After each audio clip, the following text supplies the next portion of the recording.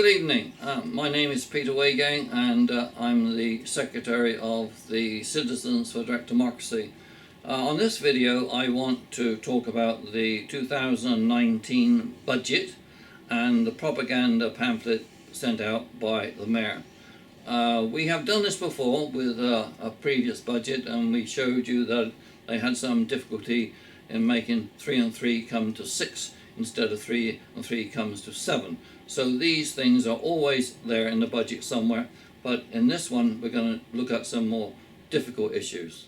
Now, here we see the two outside covers of the documents I'm going to talk about, the 2019 Budget and Business Plan and the latest propaganda progress report from the Mayor's office on the bottom right. And I say Budget and Business Plan 2019, really? Well, a budget has certain structure and a business plan has certain structure, and I failed to find either of those in these reports. So what do I expect to see in a valid plan for action for a municipality? Well, firstly, we need to know what the current actual debt is. That's vital to any business. And we need to know how and when it's going to be repaid. And then we need to know where the money is going to come from to pay that. From all our sources. All our sources. Then we need to know how many people are on the payroll, because one of the first things a business does when it's in trouble is to cut staff. We need to know how much our employees' salaries cost us, their wages and their benefits. And then we need to see if any of our money which we give to the municipality is given to other people. And now the projects which they say they are doing, we need to know if they're on time and on budget. And we don't really know any of those things. So this information is not readily available in the budget and business plan of 2019. So let's first of all look at our debt. The current actual debt is not mentioned in the budget. Now, the Mayor in his propaganda pamphlet says that we are paying down the debt. Down, that's the word in yellow. But by how much is not mentioned. Is it $1? We do not know.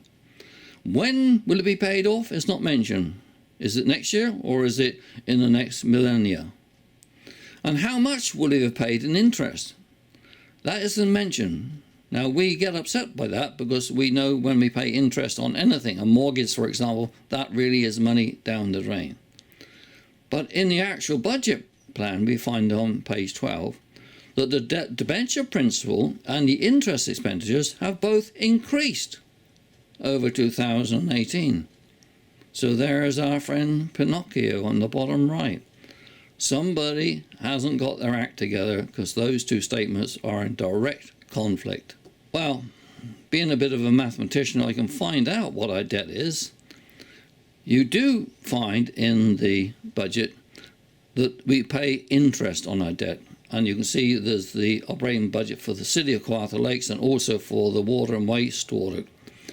And now if you add those two figures together, 1.6 million and 1.8 million, you come up with a figure which is about 3.5 million. Now that was the increase in the interest paid, in the interest on the debt. Now, if you do a quick division sum by 3%, but presuming that we pay about 3% on our debt, then we actually have a debt of about $120 million. That is not mentioned. It is critical information. Councillors should know it, and we who pay it should know it. Now, another thing comes to the staff costs. We know that the city involves a whole groups of people, the permanent staff. Those are the bureaucrats and their people. Then we have wage earning unionised workers and contract employees and part-time and casual workers. Those people all together are doing our work. Let's see what the numbers are. So here we have the salaries and wages. That figure at the top, the 68 million, that is what we pay for our bureaucrats and their own staff departments. What is more troubling is all the stuff we contract out to other people. You would think that with those 68 million we'd have enough workers to do our stuff, but no, we don't. We pay professional fees of 17 million. That's the yellow. We have never had so many highly qualified people in the city, professional engineers, professional economists, professional people who do the sale of our property. They're all there, and yet they still need professional fees of $17 million. What on earth are they themselves doing? Now we have down the general contracted services. When I see the word general in a budget, I am immediately suspicious. And when that sum of money is $11 million, I am doubly suspicious. We have no idea what that money was actually used for. And so it goes on. Protection of contracted services, building maintenance, grounds maintenance, all these things. Now, if you add those two figures together, the 68 million for the basic salaries and wages with the contracted work of 38 million, you come up with $106 million. That is what we pay our employees, directly or indirectly, for doing work for us. And our taxes are only 114 million. So, in there is nothing at all for capital works. So you can see immediately we have no money for capital works, so we're driven into debt and into debentures, as I will show later. For example, the library system now has 8 administrative personnel. They had 6 a couple of years ago, but they still spent over $199,000 on contracted services. And those services are mainly sort of internet services, because that is how the libraries are run. If you think that these high-priced library specialists can do that stuff, you're completely wrong. Now, the admin team has increased by 2, and one of those is a library specialist who specializes in outreach and community engagement. Have you ever heard such nonsense? However, as you all know, we managed for 100 years before amalgamation with no specialists or no management team. And of course, in those days, we didn't shut libraries. So, what is the number of employees? You have to look at their figure for what's called FTE, full-time equivalent. The working week in the city is 37.5 hours a week. So if you have 50 weeks in a year, that's 1,875 work hours. That is a working year, and that's what they apply to all the part-time people as well. So we have 654 full-time equivalents in 2019. That is up from the previous year by 14 people. And of those 14 people, 13 were super upper level people. And at the same time, we know that in Bobcaygeon, we lost 1 snowplow operator. So we went down from 4 to 3, and snow was everywhere, and it's very difficult to get around. And at the same time, they actually hired 13 more upper management people. More managers is not the solution to problems. It is the problem. Now, it's not all bad news, because some councillors do fight back, and this was from Councillor Dunn recently when they were hiring these 13 more specialists. And he objected to a GIS, Geographic Information System Specialist. We hired one of those. Nobody has the remotest idea what it is. But I think that it is related to the wish of the city staff to get a surveillance drone. And if you have a drone, then you're going to start mapping geographic information, such as did I or did I not cut my grass this week, and that will be important to have a specialist then. We have a truck and coach technician, although we already have a huge vehicle service department. A supervisor of records management. I have never heard such nonsense. Does this mean that our secretaries do not know how to file their stuff properly or to find stuff properly? And this isn't even records management, it's a supervisor of records management. These are the kind of people we keep hiring while our potholes get worse. So let's try and get some real numbers for our employees. If we spend 38 million on contracted services and we assume they're well paid at 100,000 each, that's 380 people. And we transfer a lot of money to other agencies. And that's largely spent on salaries too. So that's another 110 people. So add all those together and we're well over 1,000 people. And prior to amalgamation, the whole of Victoria County was run on 452.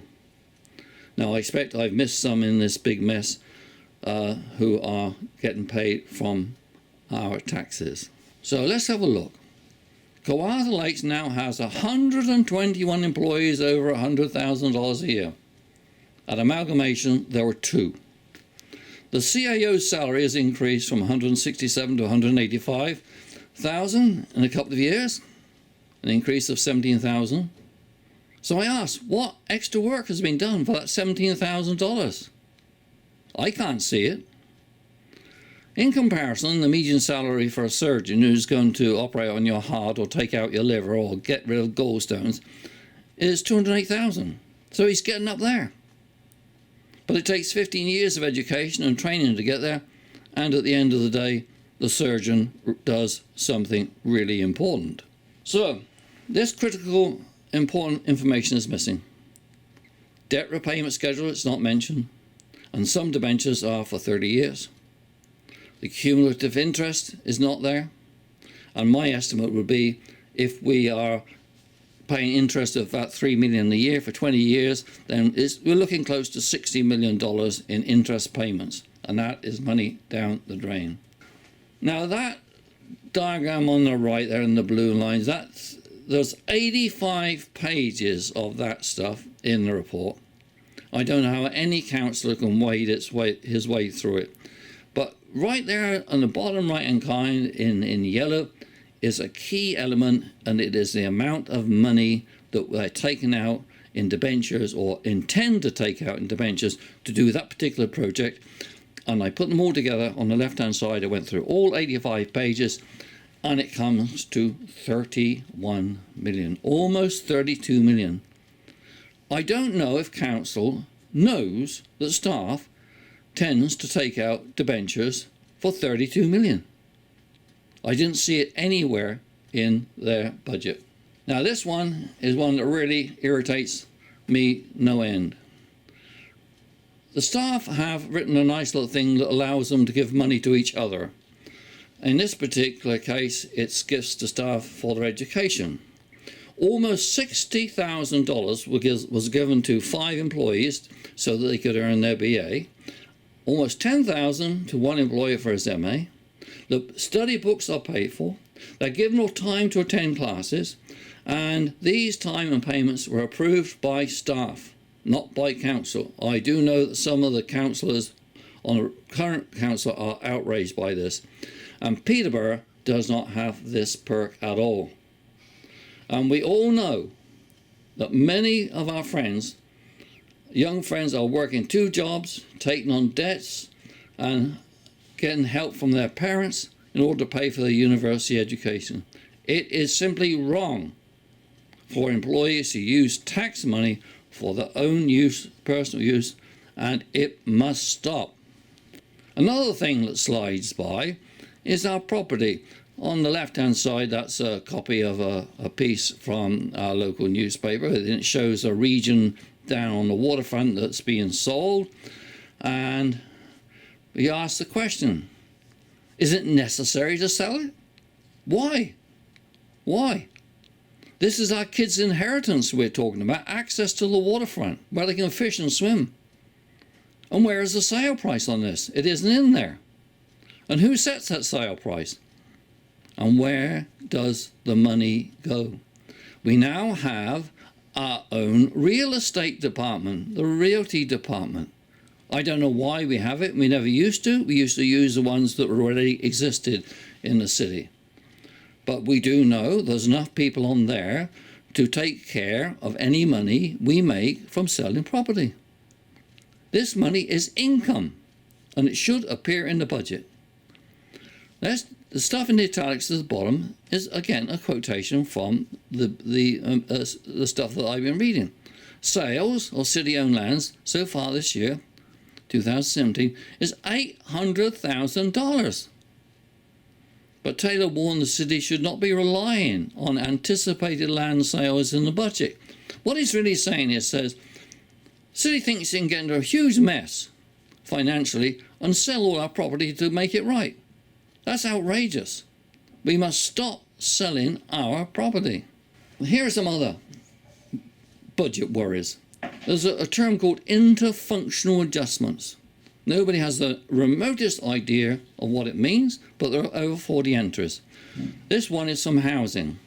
You see, the interfunctional adjustment for housing in 2019 is 1.3 million. Now, as I understand it, that means that money can be squeezed like glue from one place to another wherever it is needed. Interfunctional adjustments. It's like going to a chiropractor, I guess. Anyhow, the housing department also sends off money, 1.5 million, to other non-profit agencies. They just give them this money, but although we have a representative on the boards of those agencies, there is no control of how they function, whether they're functioning efficiently, what they're paying themselves. That is inexcusable. And we have others in the same case. Look what we transferred to child care agencies. Almost 9 million. Do we know what happens to it? Do we know if that money is being well spent? We haven't the remotest idea. The Conservation Authority, 1.4 million. Well, we know that they have been termed by the Ontario Land Agency as Gestapo, which is maybe a bit harsh, but it's in the right direction. So we have all these things in the budget which are very worrying. Then we have these. We have 15 pages of these charts of the bureaucrats and their underlings going off page after page after page. They're of no use to council at all because council doesn't have the direct control over staff. It just approves it. And there is no quantitative evaluation of staff. Nobody says, well, you should be able to answer 5 letters in a day and you're only answering 1. That never happens. And once you get a staff position with a city, it's a staff position for life, because we have never known anybody be sacked for incompetence. And as I say, there are 14 of those charts, and 85 of those got 100 pages of completely irrelevant information. So the conclusion of this: the plan is overloaded with extraneous material, and perhaps deliberately so. I believe it's deliberately so, because this makes the councillors go cross-eyed when they try to make sense of it. The information that councillors need to make informed decisions is either missing or so deeply buried that's impossible to isolate the relevant information. We need transparent and succinct access to the size of the debt, the interest paid, the debt redemption schedule, the number, cost and hierarchical status of staff, how many directors, etc., the status of all projects, the cost overruns and time life extension. We also need a rule which forces us to have a balanced budget. And then we need an independent panel to review the budget. And we need to remove all the junk from the budget. And we need a clear statement of all entries in the budget. We need a process to monitor the productivity of employees. You will see, if you follow these budgets as I have done, they set a date for a certain project, and then the next budget they say, well, actually we had to go an extra year and a half on that project. Nothing happens. Nobody asks them why. Then we want the mandatory implementation of project progress software. This is available. This tracks where they are financially and where they are in the hardware, so on. And that must be accessible to the public, so the public can actually tune in, like the fiasco of the bridge in Bobcaygeon, and they can actually see really what's happening, and it doesn't drag on for 3.5 years. And we need a budget and planning document of no more than 10 succinct pages, so councillors have a chance of reading it and digesting it. My suggestion is that there's so many things wrong, that council needs to take a 2-day retreat at a quiet place with no staff present. And during that time, they will decide what information they need and the format of that information so that they can make decisions that will guide the City of Kawartha Lakes into a responsible, ethical, democratic and hopefully prosperous future. I should add that at that meeting, councillors altogether need to come to a common understanding of what they mean by transparency and what they mean by budget control and what they mean by freedom of information. These things are important that they all come on side with that, those kinds of issues. They also have to get clear in their mind whether they see themselves the rulers of the people or the servants of the people. And until they can get that idea straight, there is not really much hope for us. So there you have it. When you get these glossy pamphlets from the city and with your bills, all with glowing praise for what the city is doing well, I think you must take it with not a grain of salt, but a whole mine full of salt. It is meant to brainwash us into complacency, and I personally do not intend to let that happen. So support us whenever you can. We do have financial needs to advertise what we do and meetings and so on and so forth. Thank you.